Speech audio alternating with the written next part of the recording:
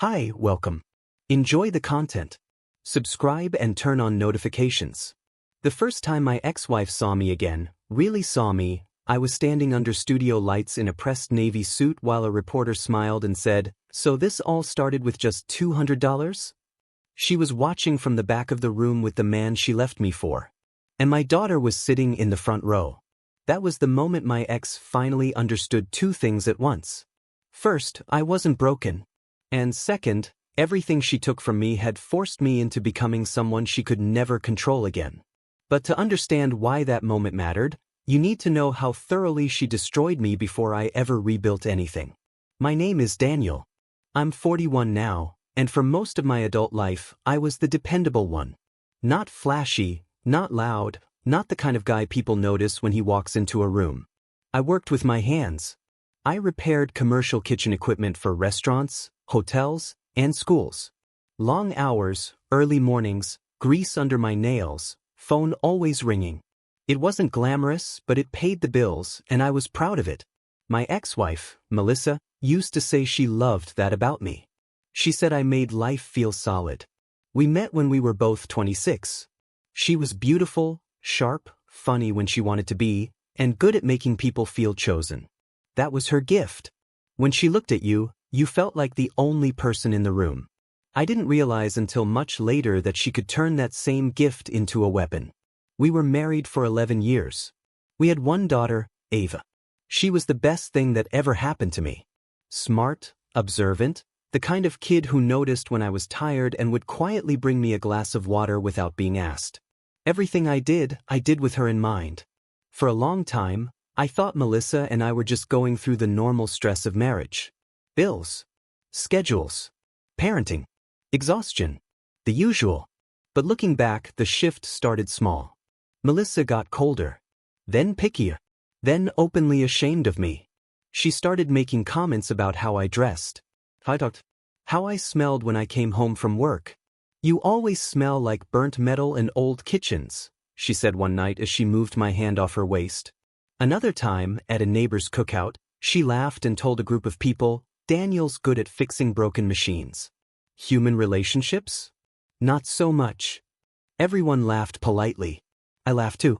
That's what men like me do when we still believe humiliation is a rough patch and not a warning. Around the same time, Melissa started spending more money. Hair appointments that cost more than our electric bill. Weekend, self-care, trips. New clothes with tags I had never seen in our closet before. When I asked about it, she told me I was acting poor. That sentence stayed with me. Acting poor. I was the only one bringing steady money into the house. Then came Brent. Officially, he was a family law consultant she met through a friend. That alone should have made my blood run cold, but Melissa had a way of making strange things sound reasonable. She said her friend was going through a divorce and Brent gave great advice about custody stress. She said she was only learning things, just in case, because half the women she knew ended up blindsided. I remember asking, "Just in case what?" She looked me dead in the eye and said, "Just in case I ever realize I deserve better." A week later, she apologized. Said she was overwhelmed. Said I was imagining distance where there was only stress. I wanted to believe her. Then one afternoon I came home early because a school cafeteria job got canceled, and I saw Brent's car parked 2 houses down from ours. Not in our driveway. Not out front. Hidden. I didn't go in right away. I sat in my truck with the engine off and watched my own house. 43 minutes later, he came out adjusting his collar. Melissa stood in the doorway barefoot, smiling. It felt like someone had opened my ribs with a knife and left them there. I went inside anyway. I didn't scream. Didn't throw anything. Ava was at her piano lesson, and I wasn't going to stain her home with that kind of chaos. Melissa looked startled for maybe half a second. Then she straightened her shoulders and said, "This isn't what you think." That line is almost insulting in how often liars use it. I asked one question. "How long?" She crossed her arms. "Long enough to know what I want." I slept in the garage that night because I didn't trust myself to stay calm inside the house. At 2 in the morning, I heard the kitchen door open. Ava walked out in socks, wrapped in a blanket, and sat beside me on an old camping chair. "Are you leaving?" she asked. That almost broke me more than the affair. I told her, no matter what happens, I'm your dad. That doesn't change. I meant it. I didn't know Melissa had already started planning how to use Ava against me. The next few weeks moved fast. Too fast. Melissa filed first. Claimed emotional neglect. Claimed instability. Claimed my work schedule made me absent and unpredictable. I was blindsided by how prepared she was. Brent wasn't just some affair partner. He had coached her. Maybe more than coached her. Then I found out she had been moving money. Not all at once. That would have been obvious. She did it in thin slices. Cash withdrawals. Transfers to an account I didn't recognize. Jewelry sold quietly. Even the title on my truck had been refinanced without a conversation because her name was also on the household paperwork. She had been getting ready for months while I was still trying to save my marriage. The worst part was Ava. Melissa fed the court a careful story. That I was always gone. That I had a temper. That the house felt tense when I was home. None of it was true, but truth moves slowly when lies arrive organized. I got visitation, not primary custody. Melissa kept the house temporarily during proceedings because Ava lived there. She kept the newer car. I moved into a weekly motel near an auto parts store with a duffel bag, a work toolbox, and $212 left after legal fees, a security deposit, and 3 automatic payments I forgot to cancel. I still remember sitting on that motel bed, staring at the peeling wall, counting out crumpled bills like I was learning how to be human from scratch. $200. That was the amount my old life had left me with. But what Melissa never understood was this. I may have looked ordinary to her, but I had spent 15 years solving ugly, expensive problems for businesses that couldn't afford downtime. Restaurant owners trusted me because I showed up when their ovens died on a Friday night.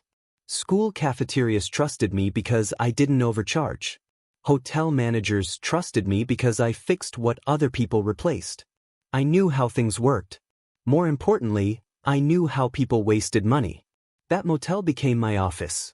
I bought a used domain name, a prepaid phone line, and basic business cards from a print shop that gave same-day pickup. I spent what was left on fuel, a cheap logo, and a second-hand pressure washer attachment because I decided to offer emergency kitchen equipment repair plus deep cleaning for small independent restaurants. It wasn't a dream. It was survival. At first, I worked like an animal. 4 hours of sleep. Calls at dawn. Repairs all day. Cleanup contracts at night. I ate gas station sandwiches and kept spare socks in my truck because some days I never made it back to the motel before midnight. But slowly people started talking. The first restaurant owner who took a chance on me called 2 others. Then a food truck owner recommended me to a commissary kitchen. Then a local bakery posted a thank you online after I saved a refrigeration unit before a wedding order. Within 6 months, I had more work than I could handle alone. And right when life started inching forward, I found out just how dirty Melissa had played. Ava and I used to have a ritual.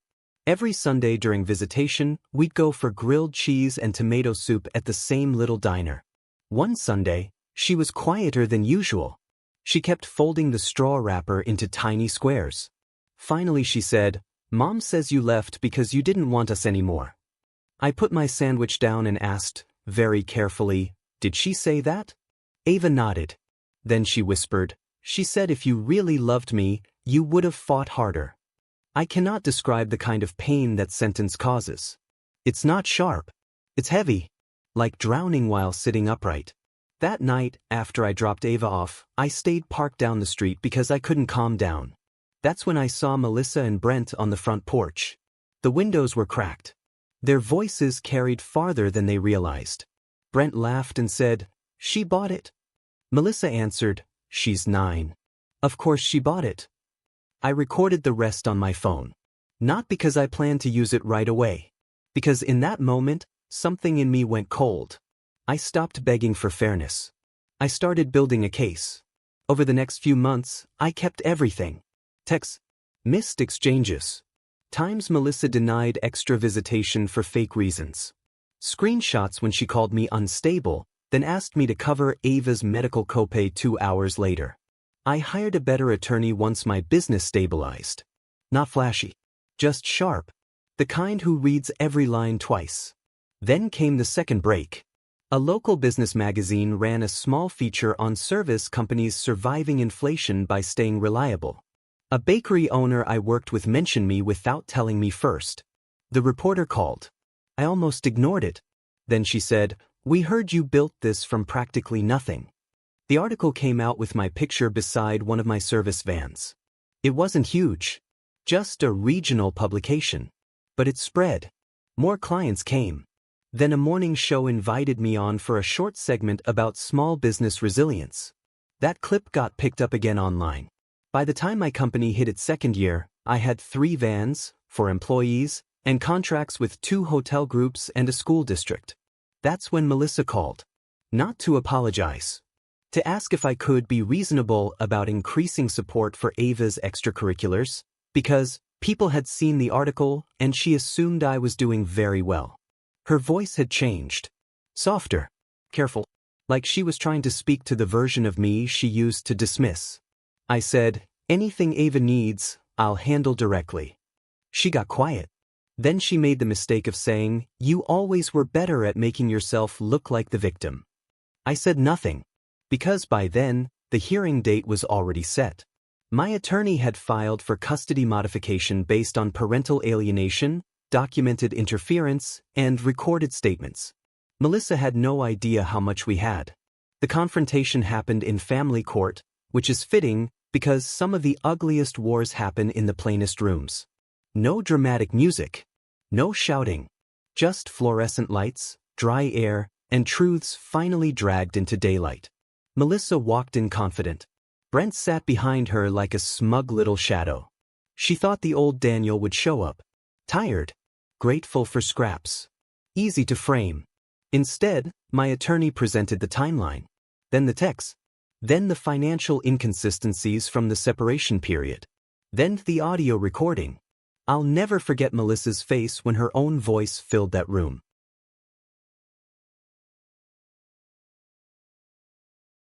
She's 9. Of course she bought it. Brent stopped looking smug after that. The judge's expression changed first. Then Melissa's lawyers did. That's the thing about lies. They sound powerful until they're played back in your own voice. Melissa tried to cry. Tried to say she was under stress. Tried to claim she never meant long-term harm. But the mask was gone. I didn't speak much that day. I didn't need to. By the end of the hearing, I got expanded custody, court-ordered communication rules, and a formal warning entered into record over her conduct. It wasn't a movie ending. No gavel slam. No instant justice. But it was real. And real lasts longer. Brent disappeared a few months later. Apparently, men who enjoy helping destroy families don't usually stick around to live in the ruins. Melissa ended up selling the house she fought so hard to keep. The car went not long after. Debt has a way of exposing fake lifestyles. Ava moved between our homes at first, then gradually spent more and more time with me. We never forced big conversations. I just stayed steady. Showed up. Cooked dinner. Helped with homework. Kept my promises. Children notice consistency more than speeches. As for the business, it kept growing. The little article turned into a bigger profile, then a local TV feature, then a trade publication piece about my company's expansion. Every interview asked some version of the same question. How did you do it with so little? The truth? I did it because I had no other choice. Pain stripped everything fake out of me. No ego. No fantasy. No waiting for rescue. Just work, discipline, and a clear reason to keep going. These days, I own a small warehouse, run a respected company, and take Ava to breakfast every Wednesday before school. She's older now. Taller. Smarter than both of us. Sometimes when we're driving, she rests her head against the window and talks about college like it's already around the corner. And every now and then, I think about that motel room. That bed. Those $200 in my hand. How easy it would have been to collapse into bitterness and call it the end. It wasn't the end. It was the fire. Melissa took the house, the car, and for a while, even my daughter's trust. But she didn't take the part of me that knew how to build. She didn't take my hands. My discipline. My name. My ability to start over when starting over was the only option left. And in the end, that mattered more than anything she ever won on paper. Because paper can lie for a while. But a life rebuilt from nothing tells the truth every single day. Thank you for watching. If you enjoyed the story, don't forget to subscribe and turn on notifications so you don't miss the next one.